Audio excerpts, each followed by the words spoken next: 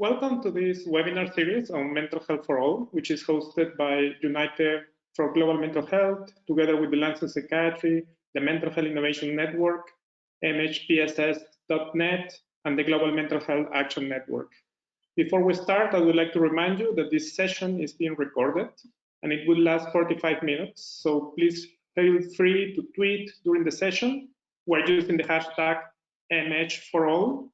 And if you have any questions, please send them by email or write them in the chat box. My name is Alberto Vasquez. I'm a lawyer working on disability rights and mental health law, and I will be moderating today's discussion on mental health and human rights.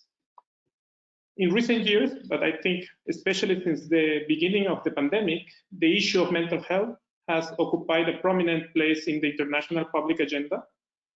And there is a growing consensus on the importance of integrating mental health, universal health coverage, increasing funding for mental health services, and mainstreaming mental health across other sectors. And I would say that scale up is becoming the motto of many of mental health activists.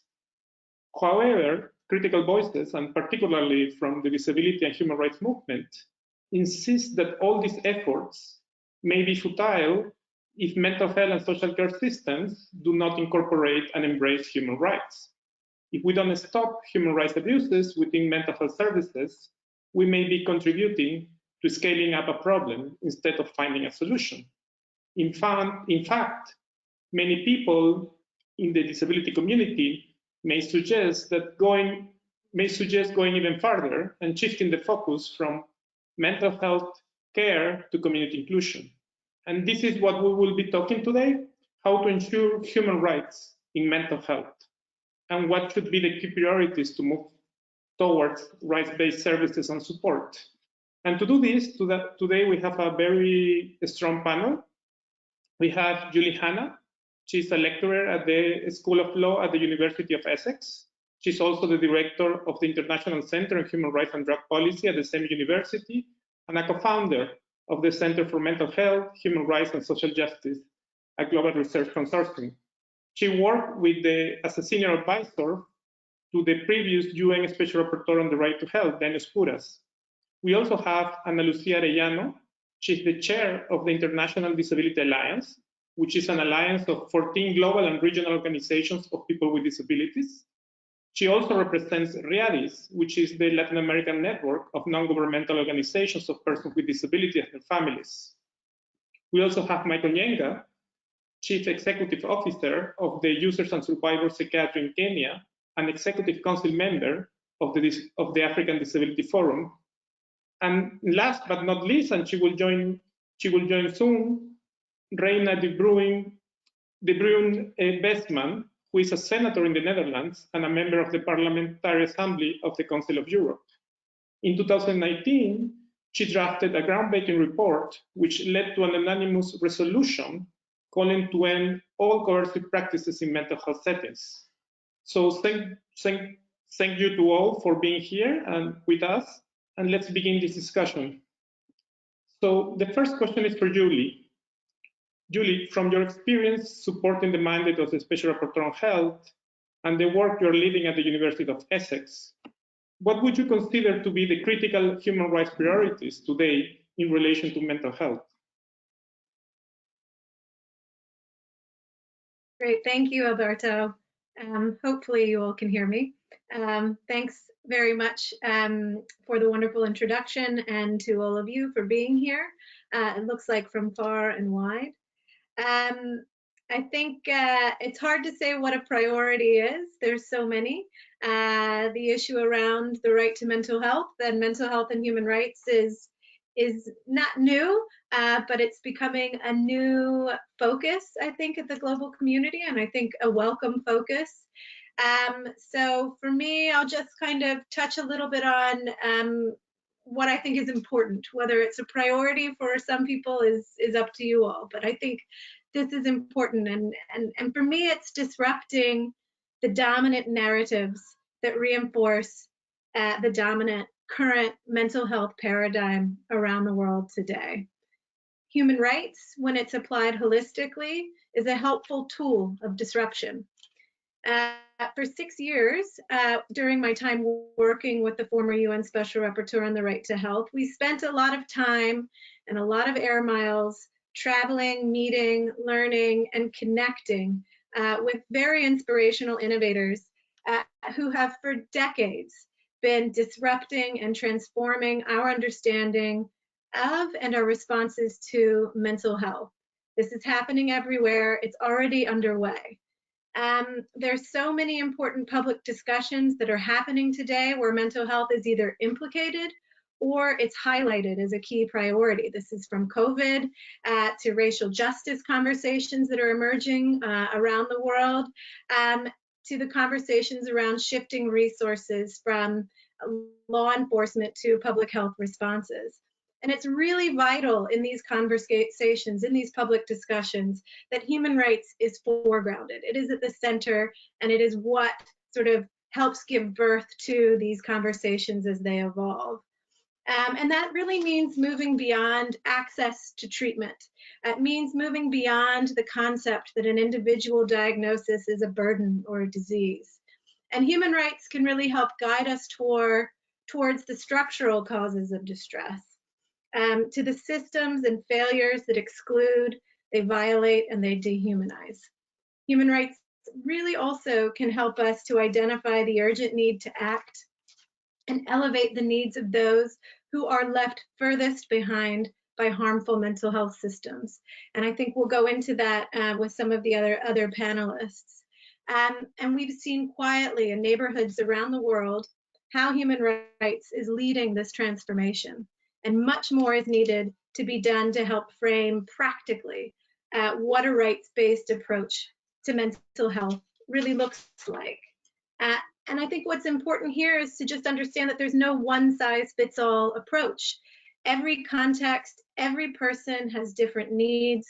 The structures that are going to support recovery, dignity, inclusion are going to be different depending on a complex web of circumstances. So context matters, experience matters, people matter in this conversation. So I think it's important to explore and elevate promising practices. Some of them are called alternatives, though I think it's important that we kind of reframe that conversation around what rights-based supports to mental health look like. But they're critical to disrupting this dominant narrative that we're hostage to. And this really can't happen without an empowered, free, and open civic space to really explore what that means in context. So we've also worked, Alberto, myself, under the leadership of Peter Stosny, to really try to continue to this idea of what a rights-based approach to mental health looks like. And that's really looking at critical elements, not necessarily looking at different models, but what are sort of the underpinning principles and practices that really support community inclusion and transformation. So it's really about looking at these critical elements to distress, and it is necessarily anti-coercion. So really, I think in summary, human rights is a powerful tool to scrutinize what's wrong, to diagnose the system as it stands, but it has to be harnessed as well to build something new. Thank you. Thank you, Julia. Many important things you have said, and I would like to highlight 3 of them. Moving beyond access to treatment when we talk about human rights and mental health, changing the paradigm and looking for new ways to do things, and finally, addressing the structural causes of distress, and I suppose with that, addressing social determinants. Ana Lucia, IDA, the International Disability Alliance, and other partner organizations recently launched this global report about the impact of COVID on persons with disabilities. Actually, the headline of the press release was "Catastrophic Global Failure to Protect the Rights of People with Disabilities." What were the main findings in relation with people with intellectual and psychosocial disabilities? Thank you very much, Alberto. Good morning to everybody. And it is my pleasure to be addressing today on behalf of the International Disability Alliance. And I'm very pleased also to be sharing this webinar with Michael and Julie. So May I share about IDA's report on the impact of COVID-19 and in the lives of persons with disabilities? And what I initially would like to share is that this survey was based on this initial way of collecting data on how persons with disabilities were living under the COVID-19 pandemic.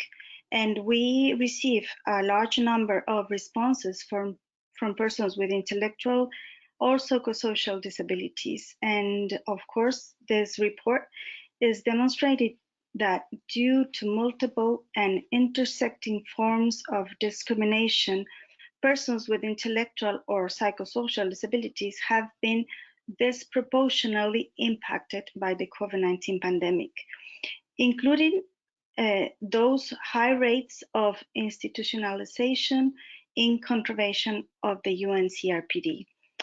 And in addition to increased risk of contracting COVID-19 because of deprivation of liberty or violation of the right to live independently in the community, often information on the pandemic situation or lockdown measures, as well as sanitary measures, were not provided in an accessible way, as governments and civil society in general are not yet adopting accessible formats. Additionally, there was an increased risk of sexual assault of girls or women with disabilities, especially those with psychosocial or intellectual disabilities, and a sharp rise in forced institutionalization in many countries, including of individuals abandoned by their families or homeless persons with intellectual or psychosocial disabilities, on the basis that it was necessary for them to live under quarantine, and because of these reasons, they had to be isolated and, of course, institutionalized.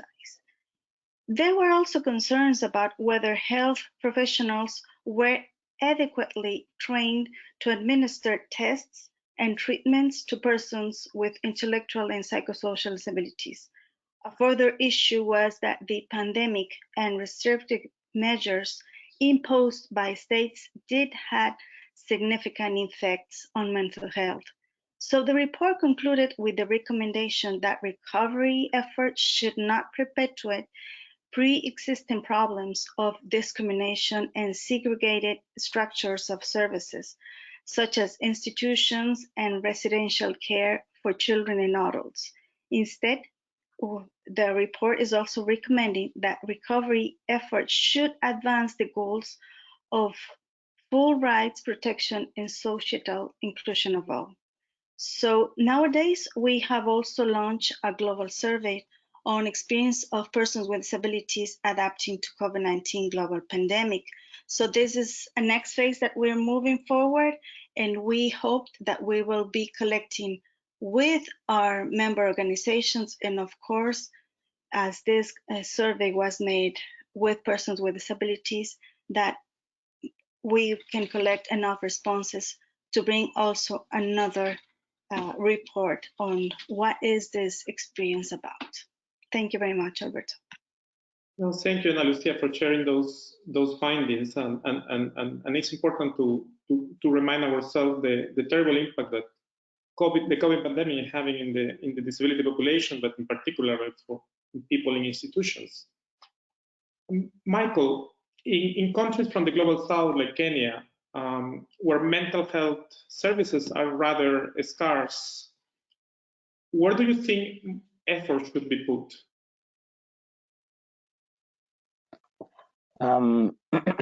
Thank you very much, Alberto, and I think it's a pleasure to be here and to be able to contribute to this particular panel discussion. I think for me, one thing which is very, very important is we have to review our existing laws and policies in the context of mental health to make them to be in compliance with the Convention on the Rights of Persons with Disabilities and also other international human rights, framework. I think that for me is very, very important. And of course, there are things which can be addressed by the law.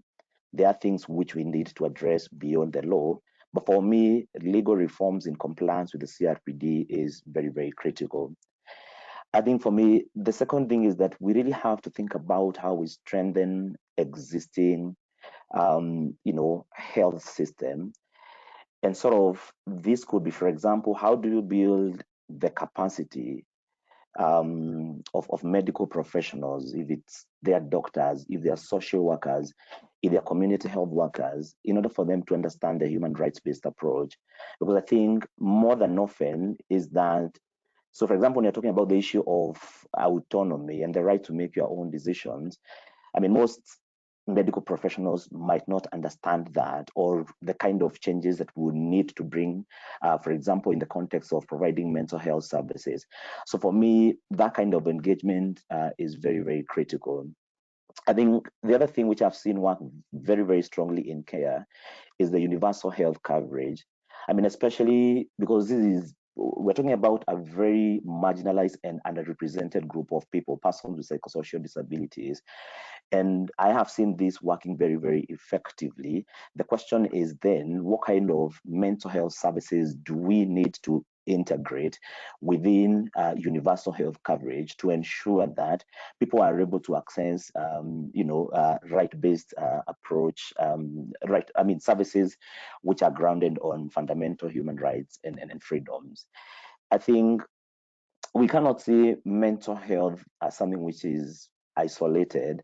And I think that for me here is also where we start reframing the debate from just having conversation around mental health, but fundamentally looking at the inclusion and the full and effective participation of persons with psychosocial disabilities through their representative organizations. I think that for me is very, very important, and seeing the interlinkages between the enjoyment of other human rights and how these affect right-based approaches to mental health services. So, for example, if it's deprivation of liberty, deprivation of legal capacity, what does that have? How does it affect the enjoyment of how does it affect the delivery of mental health services from a right-based approach? And I think for me, the other important thing, and these are conversations we've been having, especially in the context of COVID, where everyone keep on saying that we really need to invest more on mental health without fundamentally thinking about the social determinants of health. For me, that is very, very critical. I mean, so people have, lost their jobs. So it's just not basically about bringing more mental health services to address underlying social issues. So we also need to see how does that affect, for example, delivery of mental health services in a right-based approach. So for me, that's very, very important, that we really have to look at the social determinants of health. And I think for me that would really, really contribute in terms of ensuring that we have right-based approaches in terms of delivery of mental health services. And I think my last point is we really have to look at the role, for example, national human rights institution play. Because, for example, in Kenya, you're talking about a civil society organization, and this we are coming from an underrepresented group. Then how do we create independent mechanisms to ensure that services are being delivered in a way that complies with the CRPD and, of course, international human rights standards? Thank you very much. Thank you, Michael. And listening to you, it's coming very strong to me that the Convention on the Rights of Persons with Disabilities is helping to reframe this debate on human rights and mental health. And I think I would like to use that as an entry point to the next question with Julie, which is, I mean, with this importance of the Convention on the Rights of Persons with Disabilities, what opportunities exist at the UN level to advocate for rights-based mental health services? How do you see that? Great, thanks, Alberto, and thank you all for your contributions to this discussion. I think maybe what I'll pick up on, actually, beyond just the convention, which is an important opportunity and an important piece of ammunition to help disrupt this narrative is something that Michael picked up on around national human rights institutions. And this is, you know, how do we ensure that sort of the CRPD, the principles of a rights-based approach to mental health, but also an understanding of human rights and mental health really percolates throughout the international global governance machinery. How does the whole entire UN family become more educated around some of these key issues that the convention brings up, and that can really support transformation towards community inclusion? And so I think that there is just so much work to be done. I think one key priority, at least for the work that I'm doing, is to really enhance the work that's coming from the UN human rights machinery. So that's sort of the body of UN human rights mechanisms beyond just the Committee on the Rights of Persons with Disabilities, who are reviewing states' compliance with their conventions. They're making recommendations to states that are not legally binding, but they're important politically for advancing advocacy objectives and establishing a strong political conversation around this. And at the moment, it's very underdeveloped. That conversation is very underdeveloped, and in fact, sometimes perhaps a little bit too dominant on a very narrow understanding of how you support the right to mental health, which is access to more highly biomedical services.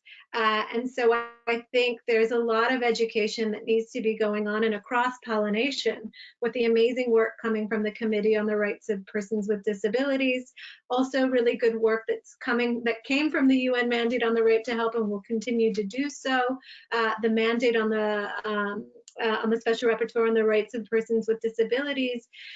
It's about sort of making sure that there's a percolation happening within the whole UN human rights machinery. There's been lots of conversations around an impasse between some of the different UN human rights mechanisms on key issues that implicate the Convention on the Rights of Persons with Disabilities, but there's just so much more that can be done. And it's, I think, perhaps a bit of a distraction to the broader set of social justice imperatives that need to be pushed. I also think in general, you know, moving beyond the UN human rights mechanisms, there's a real need to build better conceptual links around some of the work from that we've done from the mandate on the right to health to the broader UN family. That's UN Women, that's conversations with the UNFPA around reproductive justice and mental health. Some of that work is happening, but a lot more is needed to be done. And I think Michael touched on this as well, is really kind of breaking out of the silo around just thinking about mental health, but how that is really connected to key priorities within the UN. And again, really challenging the WHO to be bold, to really start advocating for more unrestricted funding for the WHO to really fulfill robustly its mandate, its constitutional mandate, to move beyond simply thinking about mental health in sort of a disordered type of frame. And the quality rights work that's happening is good. So much more can be done. And so I think there's just lots of work and opportunity, and the voices of those most directly affected need to be empowered to lead that process. Thank you, Julie. And Lucia, you mentioned institutionalization. What do you see as the most important actions at the global and national levels that need to take place now to end with this practice? Well, at the global level, we see that we need much stronger support from states for the relevant standards from the CRPD, that everyone has the right to live independently in the community, and the existence of a disability shall in no case justify a deprivation of liberty. So this means that persons with psychosocial disabilities should not be arbitrarily deprived of their liberty on the basis of their impairment, in addition to other factors such as an alleged danger to themselves or to others. The views of the UN CRPD on this critical point have not yet been affirmed by the international community, in political declarations, or in UN resolutions. The committee must continue to stress the need to start the process of deinstitutionalization, reaffirming their jurisprudence and holding states parties accountable during periodic reviews. The principles of equality and non-discrimination, dignity and autonomy, social inclusion, meaningful participation should be the basis of law, policy, and practice in this area. At the regional level, we have been deeply troubled by the Council of Europe's draft additional protocol to the Oviedo Convention, contravening CRPD standards and reasserting the right of states to institutionalize persons with psychosocial disabilities. So we must resist such retrogressive normative developments and hope that it will not be adopted. At the domestic level, any laws or regulations that permit the deprivation of liberty on the basis of disability in any circumstance must be abolished. As per CRPD's recommendation, effective deinstitutionalization strategy should be developed in consultations with organizations of persons with disabilities. Additionally, social support for persons with psychosocial disabilities must be made available, including supported and assistive housing, healthcare, crisis response systems, income support, support for social networks, and access to education and work. For example, during this COVID-19 pandemic, this should be put in place. And it is important to reflect on how the paradigm shift of the CRPD can be truly realized for persons with psychosocial disabilities. And we must end a system of forced treatment, deprivation of liberty, institutionalization, and humane treatment. Without this, we will never have health systems, neither public or private, that are human rights based. So the paradigm shift, it is possible, it is urgent, and it must start now, as we must not leave any person with psychosocial disabilities behind. So thank you, Alberto. No, thank you for this powerful statement and remind us the problem with the draft additional protocol to the Vienna Convention that is being discussed in the Council of Europe. Michael, you are a human rights and disability advocate, but also you're a practitioner. Your organization manages actually a national network of peer support groups with public and private funding. So from your experience working at national level, promoting rights-based services, what have been the key factors for success that you can share with us? I think first of all, I think is so. For example, in Kenya, we have what I would call a loose network of organizations of persons with psychosocial disabilities, and one of the things we've done is to try and create a vibrant movement of persons with psychosocial disabilities, and sort of to build the capacity of this particular movement, of course, to understand the human right-based approach, for example, by doing a lot of capacity building trainings on the CRPD and, the SDGs, so that at the end of the day, even when you're doing advocacy, then our members and our networks throughout the whole of Kenya also understand exactly what does a human right-based approach mean. So that have been very, very key in bringing in a coalitions of organizations of persons with psychosocial disabilities. I think the other important thing, and I think I mentioned this, is really working with our national human rights institution that have been very, very helpful.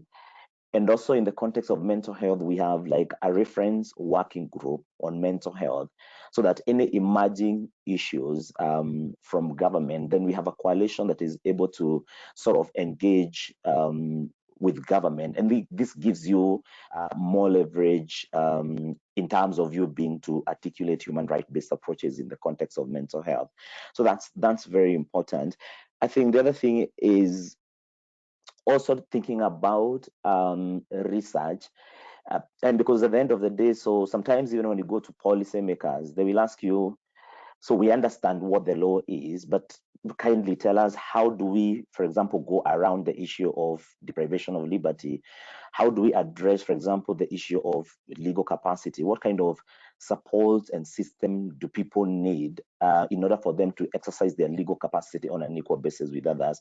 So I think for me, that's very, very, very important in terms of us being able to generate evidence and research and to show that we can transform the generalities of the convention into practical action that can be able to address, people's lives. So that's very, very important. I think the other thing, of course, which have really, really made our work to be successful is tapping into the social capital within communities. So for example, in our context, families are very, very important.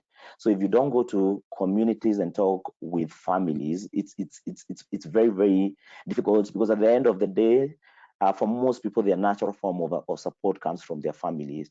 So we have to map out the social capital, look at what kind of resources do we have within our community, and how can they, contribute towards supporting our work and ensuring that then it is also being carried out in a way that is compliant with the CRPD. And I think the other thing is, of course, the use of the courts in Kenya, because we have a very progressive judiciary and constitution in our country. So, for example, we've been able to challenge people being detained at the pleasure of the president. So that's also is an important tool in terms of ensuring the full and effective participation and the inclusion of persons with psychosocial disability, especially where we feel there are gross human rights violation. Then we've also been using actually the court to be able to create jurisprudence that will contribute to social change. And I think my last point is sort of working especially at the national level with WHO in the Quality Rights Initiative that have been super helpful, because at the end of the day, the government might not really listen to representative organizations of persons with psychosocial disability. But again, when you build up consensus and coalitions with WHO and the Ministry of Health, it is easier to articulate in terms of some of the changes that we would want to see, as a movement in Kenya. So I think it's a whole mix of, sort of different things that have enabled us to be able to push our agenda, a little bit more successfully in Kenya. Thank you. Well, thank you, Michael, because you have highlighted very key important entry points in terms of advocacy, research, community support, access to justice, building alliances. We're still missing Senator De Bruyn, but maybe we can take advantage of the time to do a couple of extra questions. And I have one for you, Julie. I mean, people with lived experience, researchers, mental health practitioners, probably following this discussion, maybe skeptical about the role of the UN system in achieving change. And you, as a human rights lecturer, why do you think it's important to engage with the UN system, and what could be achieved there? Thanks, Alberto. Yeah, I mean, I think that it is not the silver bullet for achieving change. I am myself skeptical of that approach as well.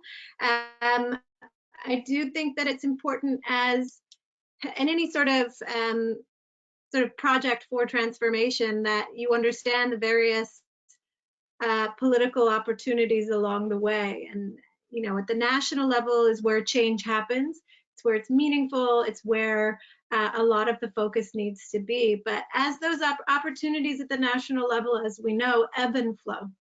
And I think it's important that there continues to be a global conversation that continues to sustain a progressive direction of travel, and ensuring that this sort of shift and transformation around our conversation on mental health and human rights goes in the right direction.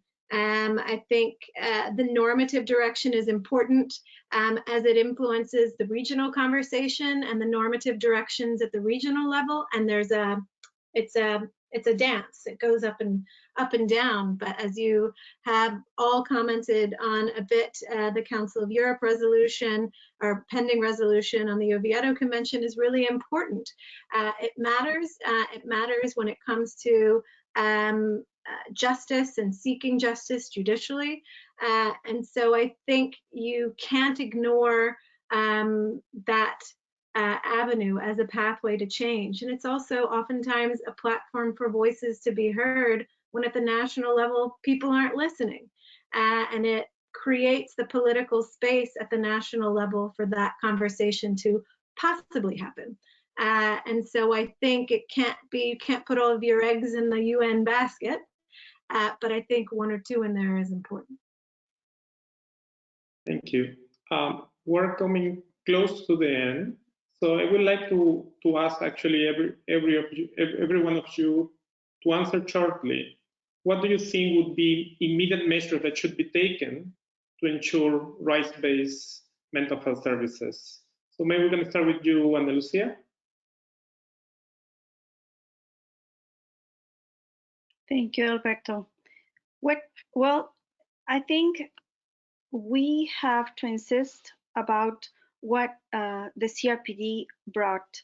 Since it came into force in 2008, the CRPD is insisting in two of the most important normative clarifications: that everyone has the right to live independently in the community, and the existence of a disability shall in no case justify a deprivation of liberty. And we must insist that all decisions on the lives of persons with disabilities must include their own decision of the persons with disabilities. And we are also insisting that the principles of equality and non-discrimination, dignity, autonomy, social inclusion, and living independently in the community to ensure the meaningful participation on an equal basis for persons with psychosocial disabilities will put into action the CRPD. So rights, human rights, are for us a non-negotiable issue for persons with psychosocial disabilities. And all what has to do with the lives of persons with psychosocial disabilities should be with the consent and with the agreement of an informed consent should be also be in place and available for all persons with disabilities. We are insisting that the lives of all persons, including persons with disabilities, in the basis of non-discrimination, should ensure this quality of life with free and informed consent of how each person would like to live and enjoy fully its life. Thank you, Albert. Michael, you. I think for me, strengthening organizations of persons with psychosocial disabilities, for me, that is key. And it's something which I would see to be very, very immediate, so that then they are able to participate in all matters affecting them, whether it is policies, programmatic. So I think for me, that element of empowering organizations of persons with psychosocial disabilities, for me, is very, very critical. And I think it's something that we should be able to do, immediately. And sort of trying to think then, how do we start addressing the power imbalance? Because at the end of the day, one of the greatest challenges we have even in Kenya is, you're speaking among medical professionals, and so sometimes you will go to a meeting and you have 20 doctors and you have 2 self-advocates, and it's really, really difficult when you have that kind of an power imbalance to be able to substantively address issues which could be affecting persons with psychosocial disability. So for me, that's very critical. And I think My second thing, and of course, is of course I'll keep on saying about laws, because, for example, why do people, for example, in Kenya, why is it that they can be taken to hospital by force by their family members and by the police? It is because fundamentally the law allows that, and sometimes changing laws doesn't take 1 day, 2 days. But I still think, for me, that compliance with the CRPD in terms of even programs, not only laws, that we are developing programs which are in compliance with the CRPD. For me, that's also very, very important. I think the other immediate thing is really looking at awareness creation, because I think that's something that we could be able to do, especially within our communities. It is very, very important for communities to understand that, you know, persons with psychosocial disability have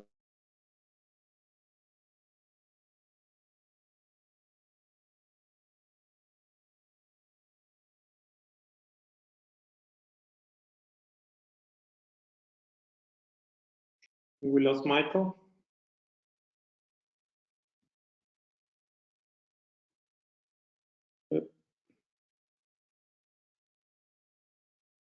We may have lost him. Julie, what will be for you the immediate measures to take until we get Michael back? Ah, Michael is back. Sorry, we lost you, Michael, for a second. We couldn't hear the last thing you said.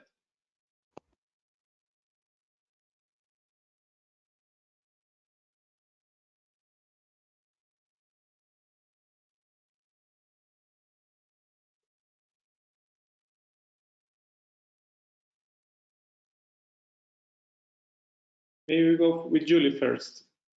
So, Julie, what immediate measures should be taken to push the human rights agenda now in the field? I couldn't quite hear you, but I think I know what you're asking me. I think a key takeaway really is, you know, to think about the fact that when you coerce and you criminalize, you dehumanize people. And when any transformation that's rights-based has to grapple with that and reject it. And it's key to prioritizing our humanity, our dignity, and to supporting the inclusion that's necessary on the way forward. Thank you. Michael, we couldn't listen your last idea. You want to repeat it?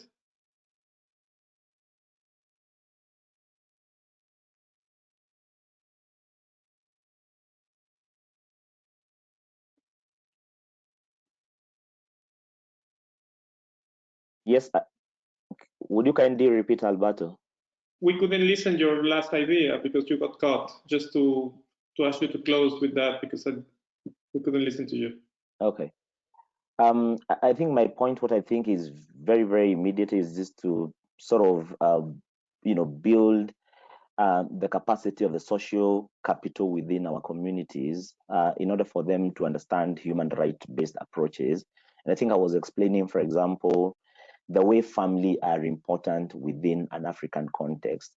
And sometimes we normally say, even if we empower persons with psychosocial disabilities, but for example, within their communities, people really don't understand what is a human right-based approach in terms of ensuring their full and effective participation and inclusion. Then at the end of the day, it sort of becomes a little bit difficult. So for me, that's really, really important, engaging with social capital within our communities. Thank you, Michael, and thank you all for all the panelists and the organizers for this exchange.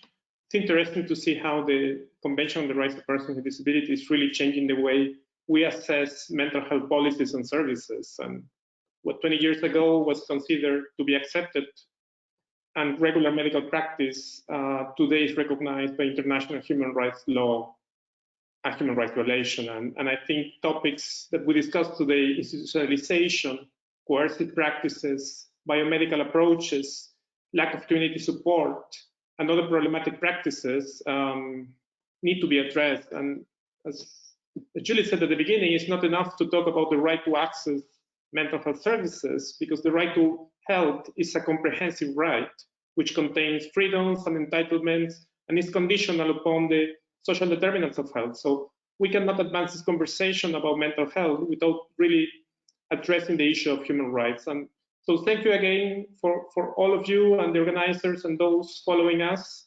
The recording and the notes of the session will be posted in the United for Global Mental Health website very shortly.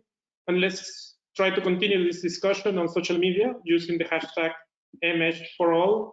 The next session on February 23rd, at the same time, we will continue exploring the same topic, looking at the 2021 agenda for human rights and mental health. You can register at the website of United for Global Mental Health and submit your questions in advance. Have a good afternoon, and thank you, everybody. Thank you very much, Alberto.